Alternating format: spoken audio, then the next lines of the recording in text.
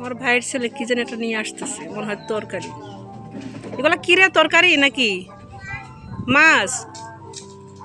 দেখে দেখে আয়, বেশি না দিলে কিন্তু নিব না। ও গাঙ্গের মাছ, তো বাবা গাঙ্গে গেছিল না? এই যে গাঙ্গের মাছ কিছু নিয়ে আসলো আমার ভাই। গাঙ্গের মাছের স্বাদই আলাদা। তো আমার ভাই মাছ মেরে আজকে আমাকে এতটুকু দিল। আমরা ভাই বোন 7 জন, তো 7টা ভাগ হয়েছে। তোর বড় ফুকে দেওয়া হয়েছে, সবাইকে দেওয়া হয়েছে। তো এখন এগুলি দিয়ে আমি চচ্চড়ি রান্না করব, আলু আর টমেটো দিয়ে আমি চচ্চড়ি করব এগুলো দিয়ে। এখন মাছগুলো কেটে নেব। দেশি ট্যাংরা আলাদাই স্বাদ।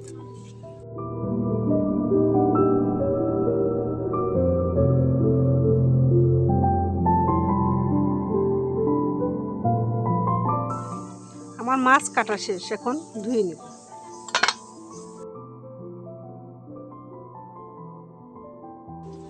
এখন মাছে দেওয়ার জন্য কাঁচামরিচ, টমেটো, ধনিয়া পাতা কেটে নেব, পেঁয়াজ রসুনও কেটে নেব সঙ্গে। এখন কাঁচামরিচগুলি কেটে নেব। আমার কাঁচামরিচ, ধনিয়া পাতা, টমেটো কাটা শেষ, এখন পেঁয়াজ রসুনগুলি কেটে নেব। এখানে আছে গাঙ্গের মাছ, এখানে হচ্ছে পুঁটি মাছ, ট্যাংরা, গামগুতু, মানে সব মিলানো আর কি, ছোটো মাছ। এখানে আছে কুচি করা টমেটো, রসুন বাটা, পেঁয়াজ কুচি, ধনিয়া পাতা কুচি আর কাঁচামরিচ ফালি। আমি একসঙ্গে মেখে রান্না করে ফেলব, মানে মেখে রান্না করব। মাছগুলি দিয়ে দিব আগে।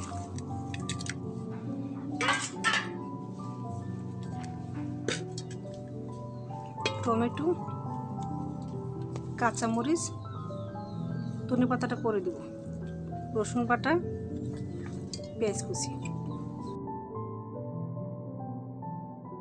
দিব, সয়াবিন তেল, হলুদ গুঁড়া, লবণ, গুঁড়া মরিচ।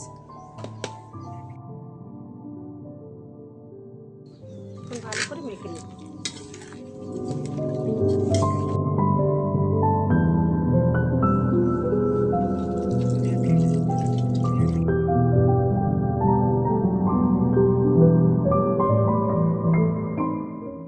চুলায় আগুন ধরিয়ে হাঁড়িটা বসিয়ে দিল।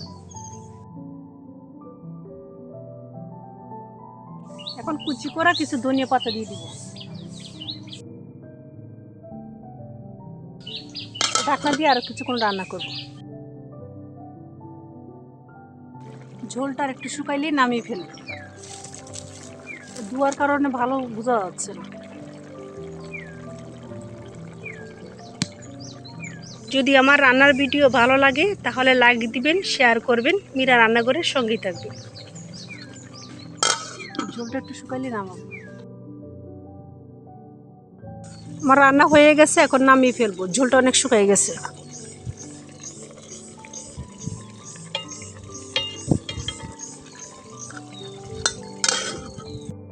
আজকে রান্না করলাম টমেটো দিয়ে গাঙ্গের ছোটো মাছের চচ্চড়ি।